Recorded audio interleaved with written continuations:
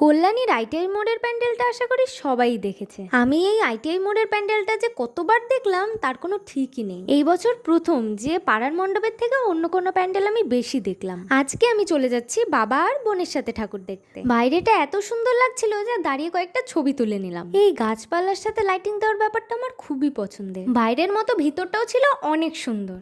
আর সুন্দর তো হবেই, কারণ পুরো প্যান্ডেলটা সূক্ষ্ম সূক্ষ্ম কাজে পুরো ভর্তি। মহালয়ার পরপর খুব একটা ভিড় না হলেও এই পঞ্চমী থেকে প্রচন্ড ভিড় হয়ে গেছে। আর এই সেই বাঁশির আওয়াজ, বাপরে বাপ।